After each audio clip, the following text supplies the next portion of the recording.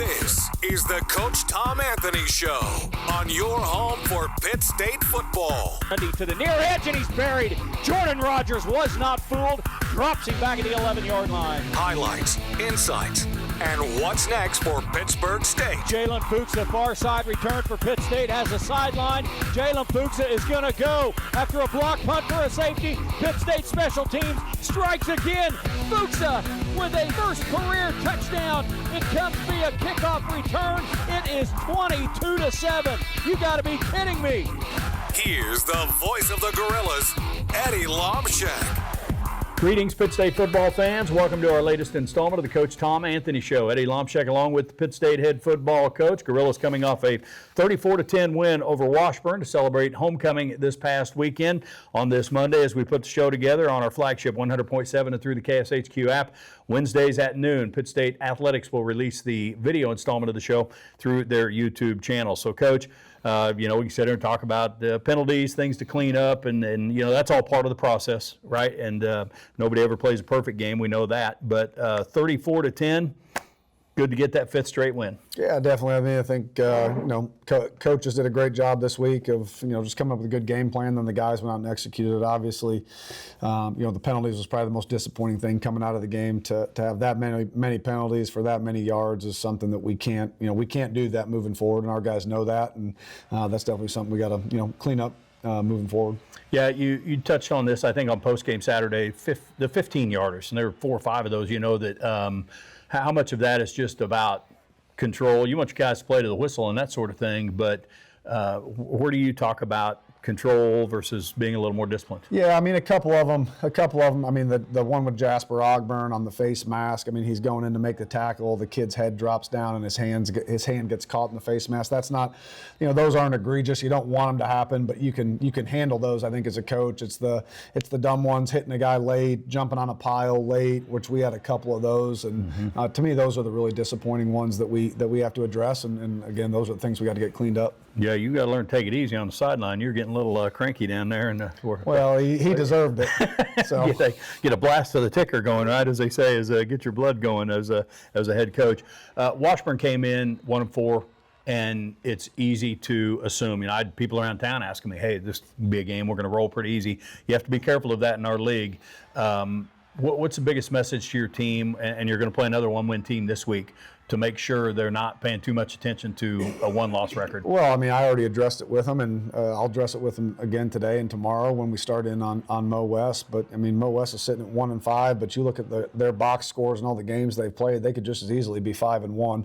I mean, outside of the Emporia game, they've had the lead in the fourth quarter of every game they've played in this year other than the Emporia game, and just haven't quite finished probably the way that they want to, in the fourth quarter. So it's a dang good football team. I think they're the number 2 rush defense in the conference right now. They do a great job. I mean, they run a great scheme on offense, a lot of different run schemes, some RPO stuff off of it. They fly to the ball on defense. So it's a dang good football team. And like I said, they could just as easily be 5-1, with them sitting there at 1-5. I mean, it's a really good football team we're getting ready to play. Yeah, and it's, I say this a million times in every sport in this league. Football and basketball do all the games, obviously, but you had better plan on getting your opponent's best shot, and you had better plan on playing well if you expect to win, because the league is just too good, and that's been proven. Coach, you guys won the coin toss Saturday, so we got things mixed up. But we didn't necessarily win it; they lost it. Yeah, they just chose wrong. Same difference. We got the pick. So another warm day out there. But John Adams was a referee, and he was here for Grand Valley. He said, "No, this isn't a warm day. Grand Valley was a warm day, 94-degree day. So still another warm day." But Washburn getting the ball, they had not run the ball very well. And so with that, or didn't have good numbers anyway, how big of an emphasis was that going in to not let them get their running game on track? I mean, that's always an emphasis every week. Very few teams in our league outside of maybe 1 or 2 are not going to try to establish the run game. Obviously Washburn we knew was going to try to establish some semblance of a run game, and we knew if we could get after that run game early and kind of get that thing limited, that would be in our favor to turn it into more of a passing game. So again, I think the D-line and the backers did a great job, this week of just fitting run games, seeing it, feeling it, trusting it, and fitting fast and physical. They did a great job of that. We talked about going in, Washburn had been playing multiple quarterbacks, and they did again, but the one that had taken the most reps didn't play Saturday. So here's a guy that had played in one game ends up for them, and we knew about Hurla and maybe more of a runner. So talk about, I won't say adjusting. I don't know if you knew much about the guy that ended up playing Madden with his skill set, but all of a sudden, a little bit of a curveball for you. Yeah, absolutely. I mean, it was all new, and when they trotted him out there, and it's like, all right, well, let's see what they want to do, and then you just kind of start picking away at what you like against it. And I think for the most part, though, he wasn't that much different maybe than the other kid that didn't play. So we really didn't have to adjust too much. He did run the ball pretty well. He could move. He was athletic, so we had to make sure that we kept our guys aware of that. But overall, I think we were able to stick to our game plan, and the guys executed it pretty well. Yeah, and obviously, very modest point total allowed, and that's a good thing. And a couple of times, defense really had to step up, and we'll get through that as we go back through this game. And then offensively, again, we'll get more specific. But, boy, tremendous balance. Do you feel like you're settling into that identity on offense? Yeah, a little bit. And I think you're just, again, obviously going in, I wasn't sure what it was going to look like.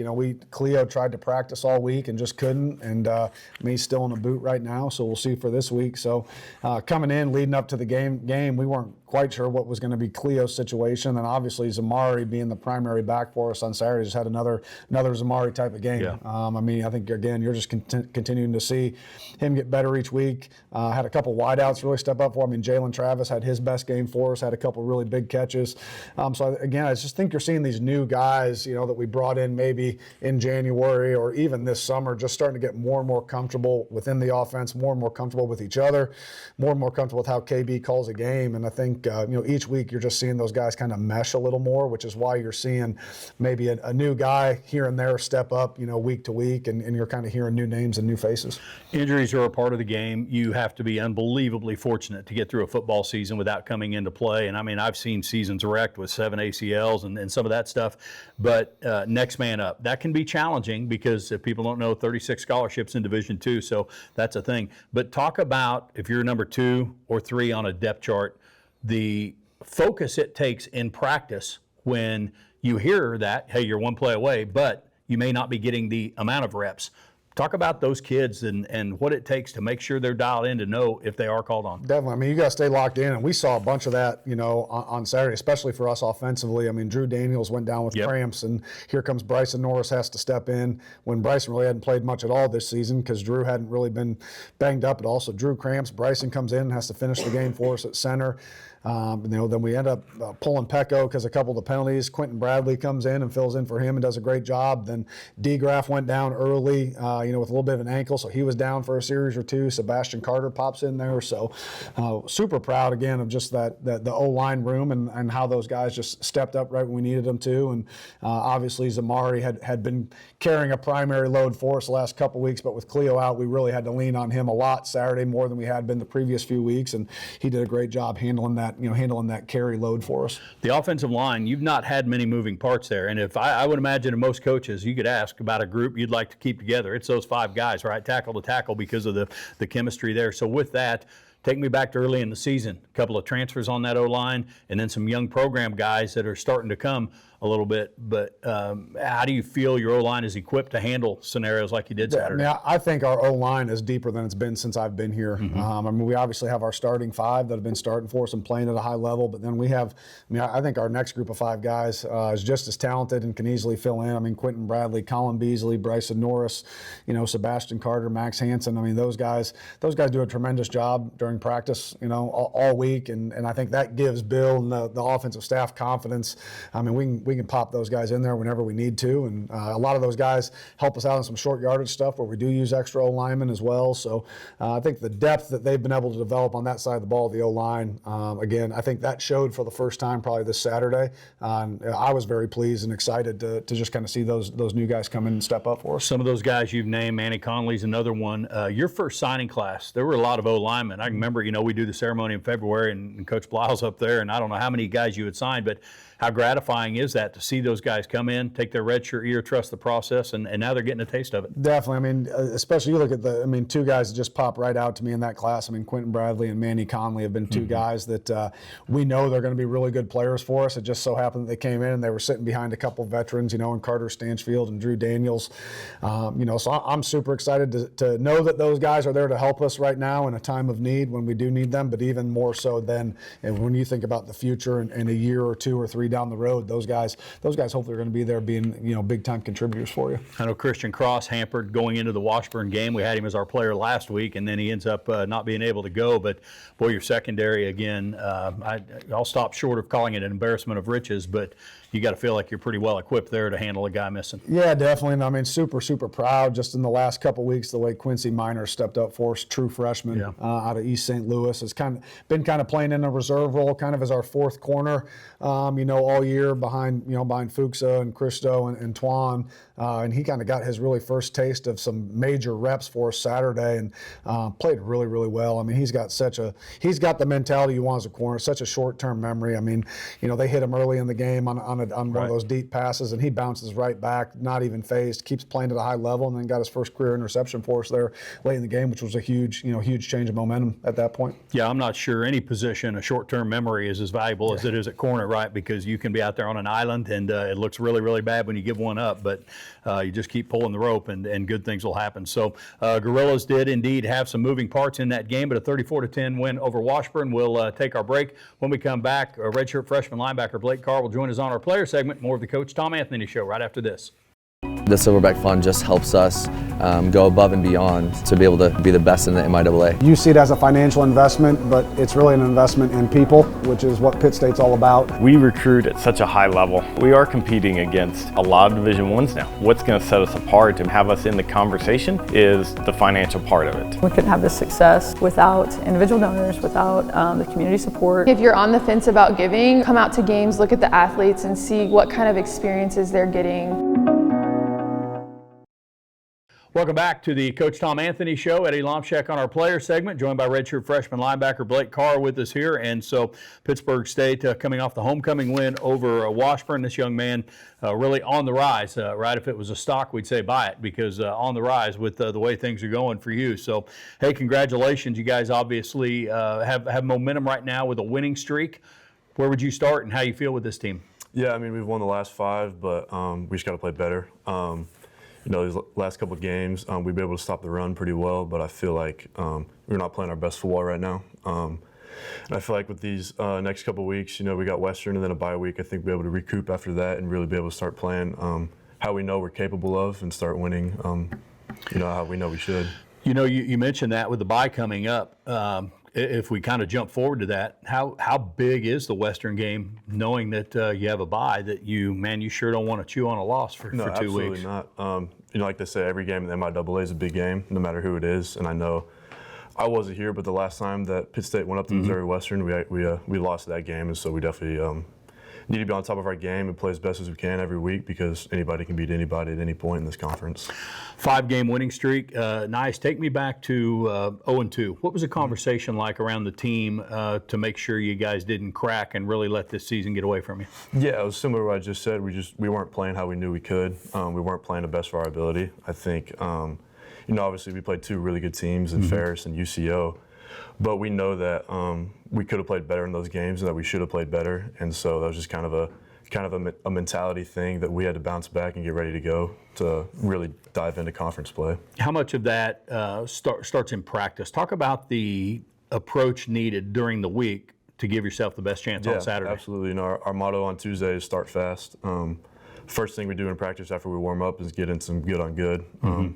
Our one defense versus our one offense, and just start the week fast and in the right way. And then, I think we had a really good week of practice this past week before we played Washburn, and I think that really led into some kind of starting fast in that game as well defensively. For this defense right now, you're seeing this consistency. Stopping the run is a big thing. Washburn couldn't run the ball at all, 26 net rush yards or whatever it was, a season low allowed by you guys. How big is that to be able to limit the run game? Oh, it's huge. Especially in teams like Washburn and Kearney that really want to run the ball on you. Being able to jump out on them early and stop the run really helps, set up for later in the game, and it's really just a mentality thing. We believe we're going to be bigger, faster, and stronger than you, and we just got to go out and prove it every Saturday. As a linebacker, you obviously have to see things. It helps with the guys in front of you. Talk about your front four, the depth on the D-line you guys have. How helpful is that as a linebacker? It makes my job so much easier being able to, we got guys like James Smith, Jeremy Sharp, Sam Holtz, Ozahan, all those guys, and all my Leos too. And then really on the back end too, like, Jordan Rogers, you got Ryan, Reggie, all those guys being able to stop the run too. It it allows me and Steven just kind of go out there and run around and just try and go make plays because we know we got help everywhere around us, and so it really makes our job so much easier. Chatting with Blake Carr, Pitt State redshirt freshman, on our player segment of the Coach Tom Anthony Show on this Monday following the Washburn win. Again, the show airing on our flagship 100.7 and through the KSHQ app. Video installment released noon Wednesdays by Pitt State Athletics through their YouTube channel. So a lot to talk about with you from Clyde, Texas, the Abilene area. And, we've had a lot of kids from the Metroplex and that sort of thing over the years. I don't know that we've had many kind of from Abilene, or you get out of Abilene, Wichita Falls way. So take me back to coming out of high school, and what do you recall about the recruiting process? Yeah, I went to school, I graduated with about 100 kids, so pretty small school. We were 3A in a town about 3,500 people. Yeah. And so a lot of people think Pittsburgh's small, but then I think Pittsburgh's pretty big compared to Clyde. But yeah, really going into my junior year, I started trying to reach out to coaches and seeing where I could fit in well. And then I reached out to the old staff here and got connected with them well. And then, they all left actually the weekend I was coming up for my official visit. Okay. And they announced Coach Anthony's being the coach, and I knew that was someone I wanted to play for. And so I was actually his first commit as a head coach. And so I think that was pretty awesome. I really tried to help kind of build a strong class, just reaching out to guys, trying to get them to commit to Pitt State as well, and we got a very good chemistry, and I'm excited to see kind of what we can do in the future.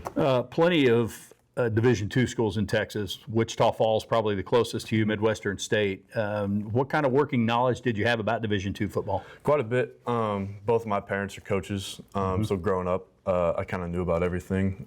My dad grew up and is from the Wichita Falls area, and so I knew about Midwestern. My mom's from the Amarillo area, so I knew about West Texas, and obviously went to a lot of those camps, was in contact with a lot of those teams, but I knew I wanted to play for an established winning program. And so if you want to do that, you got to go to Pitt State, and that's what you do if you want to win. And so that's obviously where I decided to end up going. It was the best decision I could have made. So before you took an official visit, did you do much research on Pitt State, on the city of Pittsburgh, just kind of what you might be getting into in Southeast Kansas? I came up on a few visits before my official. Okay. I went came up to the spring game in 23. Really got connected with the staff, and then came to that Sioux Falls game, which was really cold and rainy, but it was an awesome atmosphere, even with the weather being how it was, and I knew this is somewhere I wanted to go. With that, you obviously were a standout quarterback. I know you played defense as well. You were the Texas 3A Player of the Year. I got to ask you, your video game numbers, was that all your senior year? It was, yes, sir. 50-some total touchdowns and 5,000 total yards, right? That's pretty good line. I don't care what level of play you're talking about. So, Clyde, you mentioned kind of small school America. Is it a pretty typical case? I mean, Friday Night Lights, the whole town shut down for the game? Oh, absolutely. Yeah, it was awesome. I had a buddy that worked at a pizza place downtown in Clyde, and he said that no one would show up Fridays because they knew that there was some football to watch, so everyone was always there. And I did a little research too. I was kind of digging into some stuff when Coach told me you were going to be our player guest at Clyde. Not necessarily a tradition there like you hear about with, say, Odessa Permian or some of these long-standing traditions. So your senior year, you guys go 11 wins, play 13 games. What was that like? The whole town on board? Was that just pretty cool? It was awesome, yeah. Going into my senior year, we had 9 wins in 3 years. And so then we started the season my senior year, 8-0. It was pretty awesome. We were a really young team growing up. Kind of all the guys in my class kind of tried to lead the way, starting early on. And so it was awesome just be able to see the community Clyde rally together and have a really successful football season. And it was just really fun. And then had a great time, and now I'm here, and it's been awesome. You mentioned coming up here a couple of times, and then eventually on your official visit when they really show you things academically, facilities, the inside out. What were your impressions of Pittsburgh State? I mean, it's awesome. I don't think you'll find a better place in Division II, and really a lot of FCS schools either. Like we match a lot of those high up Division I schools with facilities, and then just the way we're treated as players. We get a lot, and it's awesome, and it's definitely a blessing. So you have a twin sister on the volleyball team here, right? Redshirt freshman. So your parents, your family, all Gorillas now, huh? They are. They sure are. Yeah, that's a pretty neat deal. This defense playing well right now. Still work to be done, as you mentioned. What kind of potential do you see for this team? A lot. I mean, it's kind of what I've been saying is we haven't played to our ability yet, and I'd love to see us do that. And I think when we do, it's going to be pretty dangerous. I think we're able to hold a lot of the top teams in this country to pretty limited rush yards and pass yards, and I think that by the time we really get rolling, I know it's week 8, but I really feel like that we're just now getting hot, and I feel like we're going to be able to play our best ball towards the end of the season, which is kind of what you want. For you, going into this year, a redshirt year last year, what was that like for you, just adjusting to the college life and the college game a little bit? Yeah, everyone told me when I first got here, like, if you redshirt, like, it's a good thing, and obviously that's hard to believe in the process of redshirting, but I really do think that's the best thing that could have happened because it allowed me to put on some muscle, get faster, really get into the playbook and kind of take a step back and just kind of learn the flow and just kind of learn kind of everything that has to go on with a college football player without actually having to just get thrown into the fire like that. And so I think my biggest evaluation was during spring ball. I feel like I had a pretty good spring ball, and I think that that really helped push me forward to kind of where we are today. And then you look at, playing, you played in every game this year, and now you're starting to rack up some statistics. A half season roughly under your belt. Do you feel like you have seen enough now? The game has slowed down, as they say? I think so, yeah. It's kind of like I said, I got so much help around me up front and then the DBs that the game kind of naturally gets slower just because those guys are out there making plays. It allows me to just kind of go and do my thing and kind of just try and fit in where I am and just be a leader out there. Lynn Nutt, defensive coordinator, is also your position coach. What's that like having the coordinator with you every rep at practice? Oh, it's a blessing. Definitely, he's got a very sharp mind. Our whole defensive staff is just, really smart, and I can go out and ask any coach anything about linebacker, and they're going to be able to tell me what I did wrong or where I can fix something. And so that really helps. Coach Nutt being my position coach, that we are the core of the defense is kind of what we say. And so being able to, like, anytime I have a question about anything, I'll just go and ask him, and he'll know immediately. He's just, a super smart guy. Great ball knowledge, and just kind of is able to help me progress as a football player and as a leader. Well, that progression, very noticeable. This guy really doing a super job for Pitt State. So, hey, keep up the good work. Thank you for being here. Yes, Blake Carr with us on our Pitt State player segment of the Coach Tom Anthony Show. Coach will rejoin us right after the break. Ready to see what it's like to be a gorilla? Join us Saturday, November 1st for Rumble in the Jungle, Pitt State's biggest open house event of the year. Explore your major, tour labs, see housing options, and watch the Gorillas take on Missouri Southern. Lunch is on us, and you'll be eligible to win one of 5 $1,000 scholarships. Register for free at pittstate.edu/rumble. Your future starts here in Gorilla Nation. Welcome back to the Coach Tom Anthony Show. Eddie Lomshek along with Pitt State head football coach Tom Anthony. Coach, we just had Blake Carr on in our player segment, redshirt freshman, and guy that in his first 2 games, no stats, no tackles, and now all of a sudden he's coming off a game, 10 tackles, 2 for loss, a pass breakup. How about the rise he's on? Yeah, coming out of those first 2 games, I don't think there was any bones to pick about what the weakness of our defense was coming out of those first 2 games. And it was kind of the play of that linebacker room, and not necessarily just the play, but just the new faces in there. You talk about the embarrassment of riches. We kind of had that for our first 3, 4, 5 years here with all those linebackers we had. So finding guys to fit in the right roles those first 2 weeks was kind of our biggest challenge as a defensive staff. And I definitely think we've settled into that now of what we think is going to be really good for us, moving Stephen Ward over to Mike linebacker, Blake now taking the bulk of the snaps as the will linebacker, and then really kind of living in our nickel package with J. Raj out there, kind of in that Sam Backer position. So Blake's been phenomenal. I think again he's getting better and better each week. Just the more reps he sees, the more live football action he sees, the more comfortable he gets with how we call a football game and what we're asking him to do. And he's a phenomenal athlete. There's no doubt about that. And linebacker's new to him. Never played linebacker before. He was a high school quarterback and had all these crazy numbers and stuff. So playing linebacker's new for him. And I think you're going to continue to see him get better each week just because it's something that's foreign to him, and he's continuing to learn on the fly. Yeah, 13 games his senior season at Clyde, Texas. It's like 5,300 total yards and accounted for 50-plus touchdowns, just video game numbers, literally. And so what do you recall about him coming out of high school just as a football player and where he might fit? Yeah, just his athleticism, and his football IQ. I think we're always looking to find – I think that's one of the cool things about finding guys on defense is that they don't have to play that position in high school. You want to find really good football players that have a high football football IQ. So I'm always looking for, I think the best safeties and linebackers come from the offensive side of the football. I mean, you look at Jordan Rogers, was a high school Wildcat quarterback, running back his senior year. Brandon Malik is high school quarterback. Blake Carr is kind of in that same boat. Luke Jennings was a high school running back at Gardner Edgerton. So when you can bring those big physical athletic guys over to the defensive side, they kind of see things a lot better maybe than a kid that's just lived on defense his whole career. So that's something for us on the defensive side of the football. We're always looking for in the recruiting process is some of those more athletic offensive guys. And Blake, his sister playing volleyball here, he mentioned both his parents teach and coach.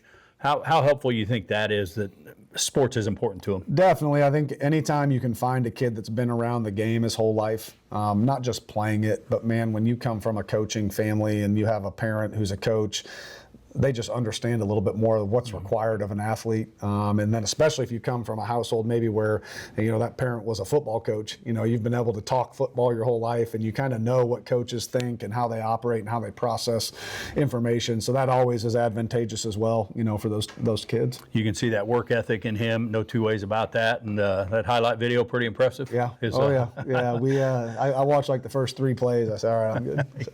Yeah, Clyde, Texas, man. What an awesome story and what a great family and a great Gorilla family now with those good folks. So you guys do get the coin toss against Washburn, and they get the ball 1 first down. They have to punt it away. You get the ball, 13-play drive, 12-play drive, whatever it was. Not a touchdown, but you get points. So talk about your defense getting off the field and your offense getting points right away. Well, that's how you want to start a game. I mean, the first 2 possessions, you're going to be on offense on one of them and on defense on one of them. You want to get points, and then you don't want to give them up when you're on defense. So great job by the defense coming out, setting the tone, and forcing a punt. And offense is able to establish a pretty long drive, run some time off the clock, and put points on the board. Just over 5 minutes, and Austin Schmidt just nails on that 42-yard field goal. I think that ball was at the top of the uprights going through. And we'll talk about Austin later. Big day for him, obviously. And then a 3-and-out. So it gets even better, right? Get off the field, score a 3-and-out, and then you're on their side of the field, and you end up taking a timeout to talk about a situation. And, lo and behold, Luke Nigaman, 19-yard run on 4th and 1. Yeah, I mean, that was we'd kind of sent that call out there with that punt group. We were, looking to fake the punt, and there was a shift that was involved in it, and that play clock was running down, so I had to burn the timeout there so we didn't get the delay game. Brought them back over, and it was actually nice because they were able to get on the line of scrimmage and kind of see the initial look of how Washburn had lined up against us. So I was able to ask them when they came back over. I said, hey, what'd you guys see? Do you think, does it look good? And all those guys on that side are like, Coach, I think, we got it. I think we got the look we want. And then, Luke was able to snap. He kind of bobbled the snap a little bit, but I tell you what, the play, the best thing on that play was Eli Human. He leads him around the edge, and this backer scrapes over the top, and he catches it out of the corner of his eye and just leans right back into it. That's what really popped Luke for that 19-yard run. So great job by those guys executing that. Yep, folded that guy right in, and Luke 19 yards, and the Gorillas in business. Late first quarter, Jackson Berry 17-yard run. I know I said on the air what a great play call this was because you had him set up for this with the way you were hitting him with a little bit of everything. So haven't done a ton of run by design maybe with JB, but how about that play on that touchdown? Yeah, great job by Jackson. And I think the more, the more you're able to get your running backs going in the running game, the more a defense kind of has to key into that, which kind of makes you more susceptible to some of that quarterback run game stuff. So I think the more we're able to get, Cleo and Zamari and Jacoby and get that running back run game going, that just kind of opens up that opportunity then for the quarterback run game stuff to start to show up for you. Yeah, and it's also big because Washburn scores. Their only touchdown of the game. They had a nice drive, 10-play drive. Maybe a little disappointing. Did you feel like, I don't know if coverage breakdown's the right word, but seemed like they'd just sit down in the middle, and then their touchdown out in the flat, guy was wide open. Yeah, the drive started with that big 40-yard pass over the top that they hit on Quincy, and then obviously the first quarter ends, we flip field. Then they got into some empty, our empty check. We misrotated it, so number 3 was wide open, spotting over the ball right there. And then we just had a busted coverage on the touchdown catch. We were playing some man coverage, and we just didn't cover the back out of the backfield. Yep, so. Little swing pass, and Washburn was on the board, so 10-7 ball game, but again, you come right back and had a 19-yard run again by Jackson Berry. Talk about him, I guess, as a runner. You knew you had some dual threat ability with him, but man, he finished these runs, right? These were very determined touchdown runs. Yeah, he kind of reminds me a little bit, man. The more, I don't watch a lot of NFL football, but I kind of see some highlights here and there.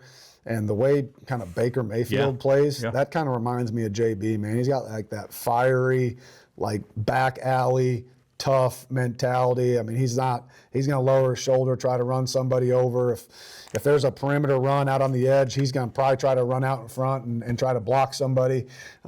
He just really has kind of that mentality that you kind of see in Baker Mayfield, just that fiery, passionate, just the super ultra competitive in everything he does. You know, you touched on it earlier about maybe the way KB calls a game or whatever else it is, but in terms of Jackson Berry, I mean, do you feel like you've got the whole playbook at your disposal now? Yeah, I do. I think you've really seen it the last 2-3 weeks. I think he's really kind of settled into what we're doing offensively, what the types of things we're asking him to do, how to manage a game, how to manage all that. And he's been doing a great job of taking care of the football, and we're going to need him to continue to do that.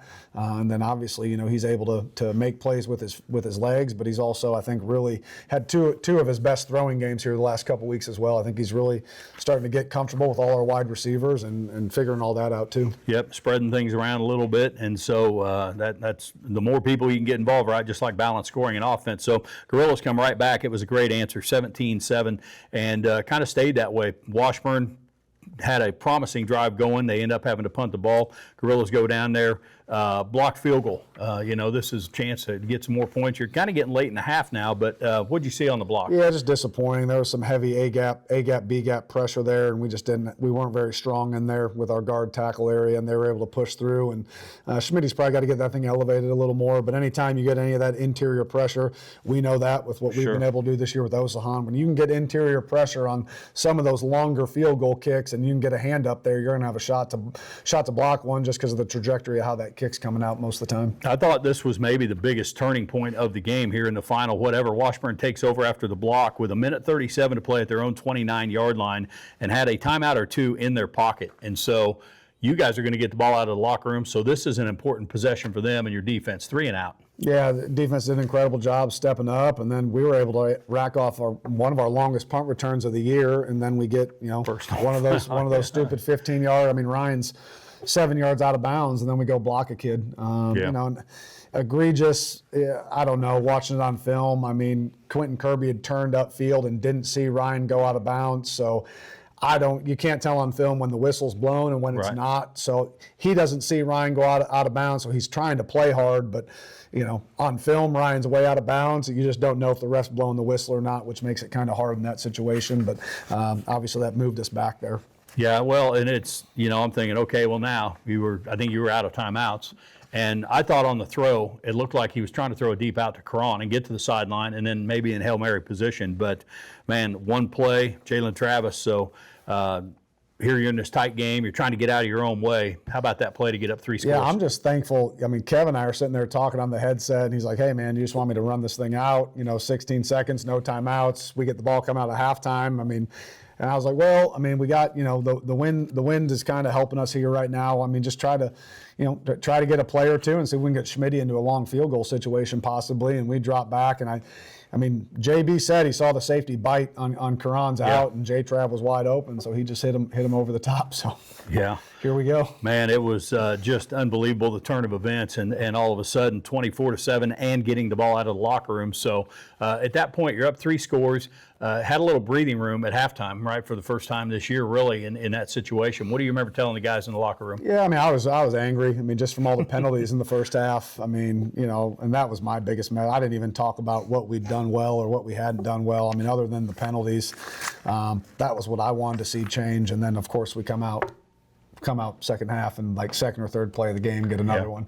And at that point, his day was done. So, but yeah, I mean, that's part of learning. I mean, when you're dealing with young people, the ages 18 to 22, just trying to teach them that they can't allow their emotions to dictate their execution. It's probably one of the biggest challenges we face, on a daily basis. Yeah, Washburn had 10 penalties as well. At the end of the day, there were 22 total for just over 250 yards. And so the officials got to work out trying to keep that all sorted out. But 24-7 at halftime, Gorillas were getting the ball out of the locker room. We'll take another break. When we come back, we'll go through the second half and eventually look forward to this Saturday up at St. Joe. More of the Coach Tom Anthony Show right after this.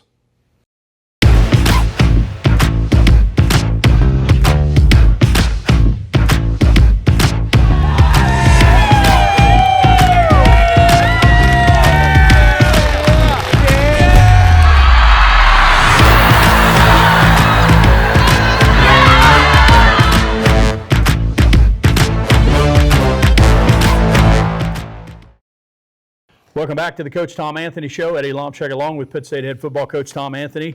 The Gorillas' 34-10 win over Washburn this past Saturday on homecoming, 24-7 at halftime, and then Coach getting the ball out of the locker room. And I don't know, we've both been around the game a long time. I don't know if I've ever seen a 12-play, 11.5-minute possession with no points scored, but at the same time, you had a 3-score lead. How valuable was the 11.5 minutes? I mean, that was huge. I mean, just to be able to, the defense is out there for, sitting on the sideline for 12 minutes when you can eat up dang near a whole quarter with a 3-score lead. I mean, whether you're getting points out of it or not, obviously we want to get points out of it, but man, with a 3-score lead and your offense takes up almost the entire quarter for you, that's a huge advantage.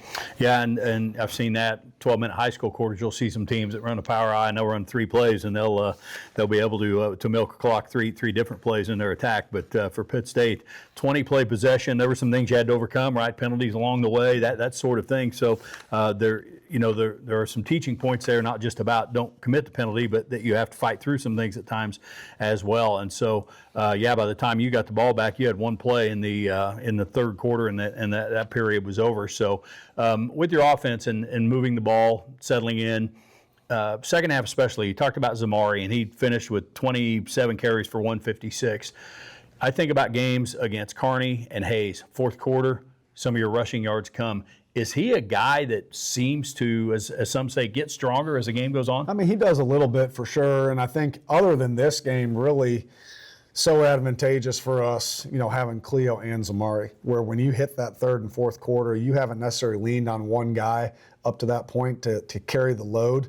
So I think that's why you've seen those guys really kind of turn it on the second half. Now, super impressive Saturday, with Zamari being kind of the lead back out there with 20 plus. I think that was the first time all year 27, we had a back take more than 20 carries in a game. So to be able to see him, continue to do what he's doing in the fourth quarter, and then also, I mean, a huge credit as well to the offensive line, just continuing to lean on that defense and be able to move guys off the line of scrimmage. I think is a huge part of that as well. Yeah, Cleo, his season high is 16, and Zamari was about that or something like that before that game. So those guys getting there. And then Jacoby Smith and Dylan Van. Jacoby's kind of got that fire plug build. Dylan's a little more wiry. So talk about the number of different things your backs do present to an opposing defense. I mean, I think definitely. I mean, we can be, we got 4 guys back there that we're all confident can come in the football game and carry the football for us and do a good job. So kudos to to Coach Gilbert and developing that room to the point where, man, we have 4 guys that we fully trust to go in there and hand the ball off to them, and I think all 4 of them have different skill sets that are advantageous for us offensively. You get in the second half like this, you're up 24-7, take 11.5 minutes off the clock. You didn't add to your lead, but it's kind of stayed there for the third quarter.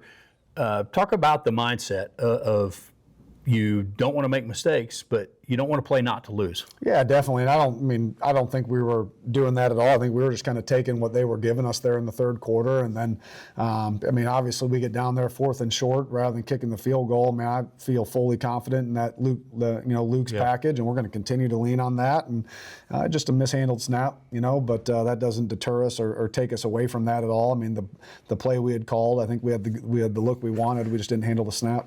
Yeah, big thing is you just don't want to give Washburn a short field, and obviously you did, and they were at their own 10-yard line. They pick up a couple of first downs. They'd have to punt it away. You guys get the ball back. 1 play and a fumble here. So Damian Long gets hit from the rear, just didn't check the rearview mirror right. But now all of a sudden, Washburn has the ball. There's still a few seconds left third quarter, and this has a chance to turn a little bit, but you hold them to a field goal. Talk about just the half stop there. Yeah, huge by the defense. I mean, anytime there's that quick change of momentum, anytime the other team can take the ball away from us and have it down in their red area, for our defense to be able to hold them to a field goal or less right there is a huge win for us. And kind of, even though they get 3 points out of it, it really kind of gives the momentum back to you a little bit, with the lead you have and them having taken the ball away from you, to be able to hold them to 3 points right there was a huge stand by our defense. Yeah, and it's because in that situation, they get the ball at your 27. Man, other than that, just about every drive at their own 25 ends. You feel like your defensive field position was pretty good in this game? Yeah, definitely. I mean, we were able to. I mean, we hardly ever had to send the punt team out there all day. I mean, we were kind of in plus territory the entire day, either going for it on 4th down or kicking, having field goal attempts. and then being able to send our kickoff team back out there. So the fact that we only had to punt one time all day, if you can get out of a game and only have to send your punter out there one time, that means your offense is doing some really good things. One time, and it was a 51-yard punt, and it was after the Washburn field goal, so it's 27-10. 51-yard punt, but here comes the defense. Washburn at their own 15, 3 and out, and they have to punt it away. Even though we're into the fourth quarter, they're down 2 scores, they have to punt it away. You guys get it back, and you get a field goal, but you get it back to 27-10, and it's a drive 5 minutes off the clock. Yeah, definitely. I mean, again, great job of the offense, great job of the defense of getting the 3 and out, getting the ball back. Offense goes out there, moves the ball down, and puts points on the board. And again, in a game like that, the biggest thing is just continuing to make sure you're sustaining drives, taking time off the clock, and then always finishing, with trying to finish with points on the board or punting the football back to them. So our offense was able to do that for us. And then Washburn at their own 25, and this pretty much sealed the game. Interception by Quincy Minor. You have a 3-score lead. So you talk about him playing as a true freshman. You have experience and depth in the secondary. How about the decision to play him as a true freshman? Yeah, I mean, it was just kind of, our hand was forced a little bit. I mean, we're not going to be able to make it through the season leaning on just those 3 older corners we have. So we actually started the year kind of playing Quentin Kirby out there, even though he's a natural safety for us. He played the first few games and was taking a bunch of snaps at corner, and then felt like Quincy was coming along in practice. So that was able to for us to slide Q Kirby back inside. To kind of help us at that safety nickel position, and then Quincy was able to step up for us. So I think, we have tons of great veterans in the secondary, but man, we got some really good young guys too. Yeah. Quincy Minor, Spencer Ward, Quentin Kirby, or just Mario Mangini, Jasper Ogba. I mean, we still got some pretty good young guys that we're excited about that are.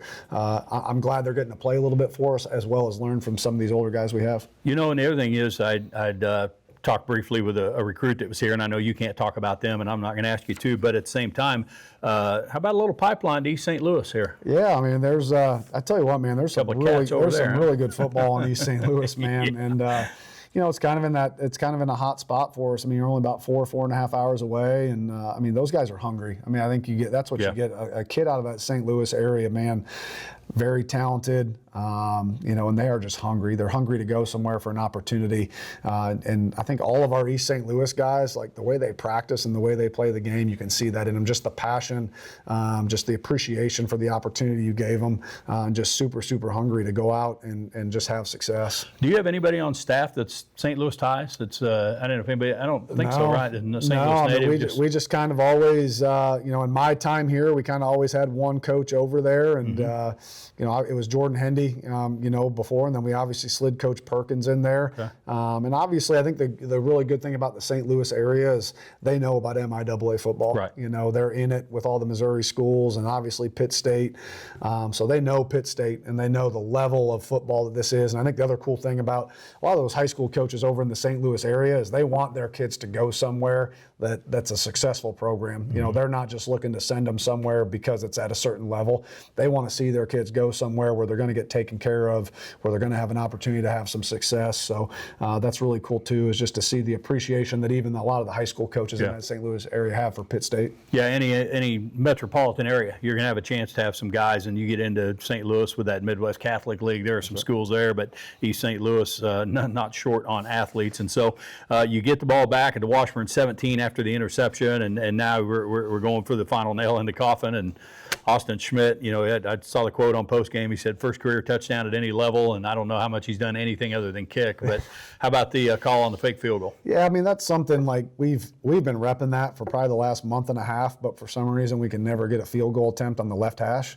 Yeah. We've been kicking from the right hash, I feel like, for the last month.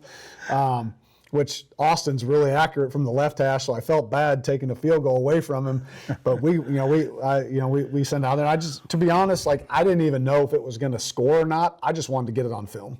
Mm-hmm. I wanted to make sure someone knew that we had that in there, just to try to slow up. You do that stuff, just try to slow up some of that pressure you're taking, on some of those field goal attempts. And it was a perfect opportunity for us to put that on film.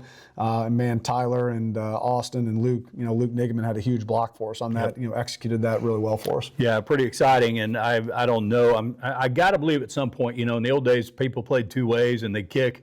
somebody in Pitt State history has probably scored a touchdown and had to kick the extra point. Some running back in the day, right, in the 50s or whatever when they used to do that. But that's the first one I've been a part of for Austin, an 8-yard run on a 4th and goal, and then followed up with the extra point, 34-10 at home over Washburn. So, with that, you obviously want to make sure you guys understand still plenty to clean up. I won't call this a step backwards in some ways. Certainly the penalties stand out, but 5 straight wins overall. You're getting to that second half of the season. Talk about where you feel you are. Yeah, I think we're in a good spot. I think just offensively, defensively, and special teams, I think guys are kind of clicking right now. I think we've kind of found a good spot of just guys' knowledge of what we're trying to do in all 3 phases. Now we got to continue to improve in terms of the technique, the fundamentals, executing at a higher level in terms of on the field. And then obviously the penalty thing is my biggest thing coming out of this game is something we definitely got to clean up moving forward. So allow 26 net rush yards, 3 for 12 on 3rd and 4th down. Blake Carr, the big game, talked about him. But then I look at your next 3 tacklers, Reggie King, Jordan Rogers, Stephen Ward. You feel like with those guys you have what you hope you have in veteran players as far as steadiness? Definitely. I mean, Steve-O obviously is a captain for us, very steady. I think he's continuing to I think the move to Mike linebacker took him a little bit, but I think the last couple of games he's really starting to settle in. I think number 7 is what he is, man. I think he's one of the best players in the country. I think he's probably the best defensive player in our conference, in my opinion. And then obviously Reggie being able to step in, that free safety position for us.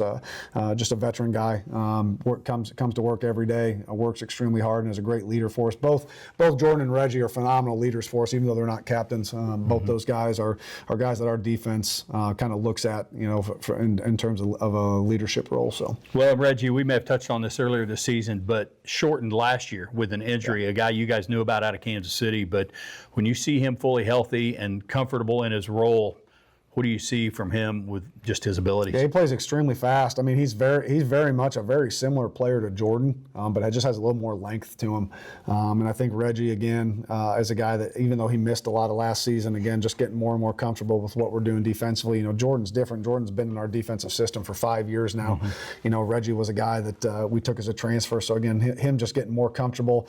But, man, having him back there with Jordan and Ryan together, I think those 3 guys are working really, really well for us right now, between Jordan, Reggie, and Ryan, with those 3 safety positions for us. Jalen Travis had the 73-yard catch. He had 4 for the day, which was second most on your team. A guy that was here, but first year playing, but was here in the spring. But talk about where he is in the process. I mean, he was a little banged up when he got here. Kind of had a knee, and I think he's finally fully healthy. And boy, to me, the most impressive catch he had all day was like that 12 or 13 yarder where he kind of elevated over the top of everybody, and his hips were about at the face mask of a couple of those defenders. That was pretty impressive to see him elevate off the ground and go up and get that football. But he's a kid, extremely smart, picked up on the offense right away. And again, I think him and JB are starting to really develop a connection with each other as they get more and more comfortable. And then you have the steadiness of Holbert and Parchman, and so that receiving core appears to be in pretty good shape. Tremendous balance for the Gorillas, 260 on the ground, 221 through the air, 34-10 over Washburn, 5 straight wins, now 5-2 overall, 4-1 in the MIAA. We'll take our final break, come back, talk about the trip to Mo West this Saturday. We'll do that with Coach right after this. Pittsburgh State University Alumni and Constituent Relations, engaging Gorilla alumni and friends through Gorilla gatherings, family events, programming, and a variety of benefits and services. Ride with Gorilla Pride in Kansas, Missouri, and Oklahoma. Personalization available in Kansas and Missouri. Honoring our Gorilla greats and their achievements with Alumni Awards. Find an alumni event near you or learn more about us at pittstate.edu/alumni.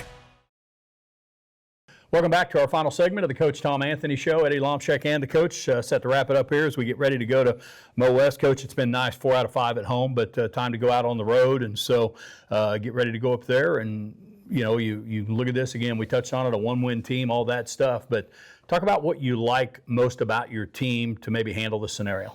Yeah, I think that's just the confidence they're playing with right now, the confidence in each other. I think we're doing a really good job right now of playing some complementary football. Like we talked about, offense fumbles it, defense comes out, holds them to a field goal.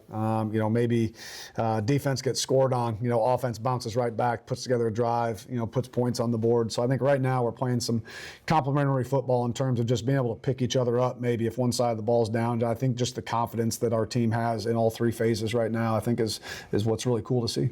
Talked with Blake about this, the work that has to happen during the week. Games aren't just one on Saturday in a 3-hour time period. Has this been a good practice team for you as far as their focus? Yeah, I think that was something we really got on them about, after that 0-2 start, was just the passion for your preparation. And, you're all passionate about going out and playing on Saturday, but that doesn't mean anything if you're not passionate about Sunday through Friday, putting in the time in the weight room, the extra film work, passion for, we get a very limited time that we're allowed to be out on the practice field. Right. Like that time can't be wasted.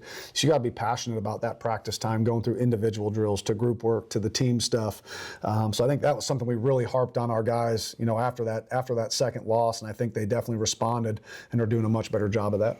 With the road trip, you can say different things. What's it take to be a great road team? But do you feel pretty good about the routine you guys have when you go on the road and your guys that'll step up and say what needs to be said? Definitely. I think I actually love going on the road. You kind of get everyone away from each other. You're just in a hotel, just the team, just the coaches.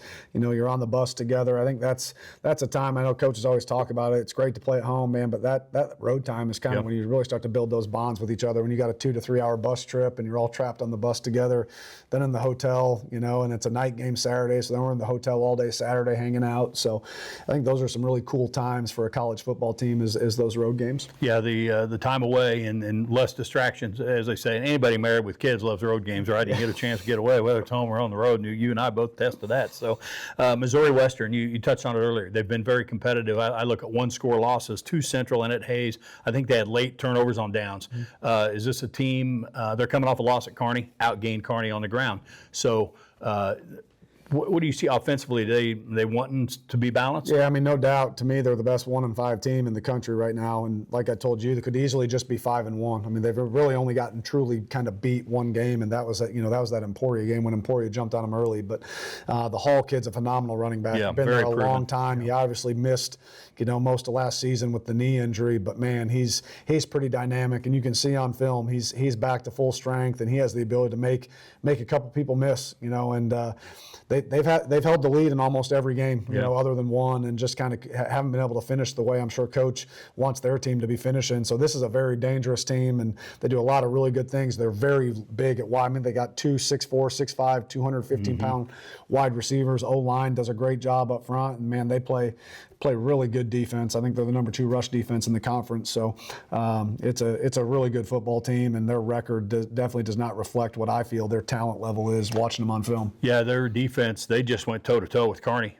Like I said, outgained them on the ground. 2 teams that want to be able to run the ball, and Western kind of won that aspect of that battle. They just didn't finish some drives. So you mentioned a night game and laying around and some of that stuff. So give people an idea how you break up the day so you don't have your kids maybe just worry about laziness setting in, for lack of a better term. Yeah, definitely. We let them sleep in a little bit on Saturday, but get them up and get them moving around a little bit. We'll have a kind of an open breakfast. We'll do kind of some stretch and recovery stuff with the strength staff, do some OD walkthrough, special teams walkthrough, and then we'll let them get off their feet for a couple hours, back in their rooms, and then we'll bring them back down for a pregame meal and all that stuff, and then we'll get on the bus and head up there. Look forward to it Saturday night. Spratt Memorial Stadium at St. Joe. Pitt State always travels well up there. Some Kansas City people that don't always get a chance to come to games.